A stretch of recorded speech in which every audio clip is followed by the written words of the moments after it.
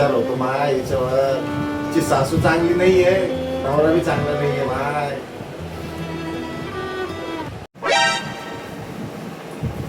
माय मला भूक लागली, मला काहीतरी वाढवून दे. मला कसं तरी लागलं भूक लागली बाई. जरसं टीव्ही पाहा तर याचं पोटात दुखतंय. हा जसं टीव्ही पाहू लागली का तुला भूक? हा लागली भूक? गल्ल्या बोळ्यातून सगळीकडून फिरून आला, आता लागली तुला भूक? म्हणलं माय जरसे टीव्ही पाहा, त्याच्यामध्ये बी याची चालू होऊन जाते भूक लागली. बस तिथं देते वाढून तुला. म्हणलं जरसं टीव्ही पाहा माय माड्याचा याचा चालू चाल.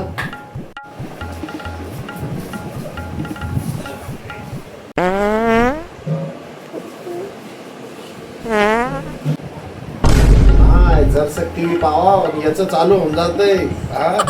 खूप पादतोय. दुसऱ्याचं याचं त्याचं नाव घेत राहतोय.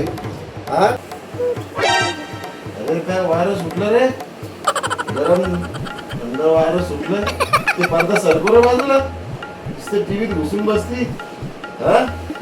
वारं काय बाजूला गरम वारं येऊ राहिलं इकडं तिकडं.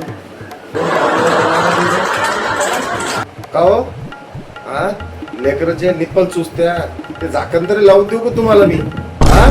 पिछवाड्यामध्ये तुमच्या नुसतं खायचं झोपायचं, नुसतं हे करायचं, नुसतं या म्हाताऱ्यांना बिल्ले कचरा आणला मा. जरसं टीव्ही पाहा म्हणलं पण लेकरू म्हणताय मला भूक लागली.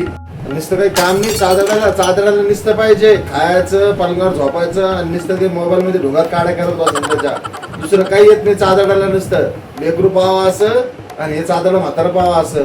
लय वैताग आला माय. हे बिचारा वनवास करू राहिला तिच्यावरती, घडी तिच्या बायकोवरती.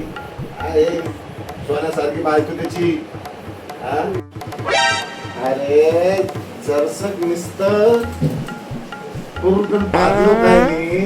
त्याच्यामध्ये तू एवढं हे करू लागली. पात्यामध्ये किती आनंद आहे माहिती का? जसं ते सुकून तुला माहितच नाही, तसं काय तू पाहतच नाही. अरे पाहत्यावर कोणी इतकं बोलत असतं का? विचार करा, जर मी छोटी खाल्ला असतो तर.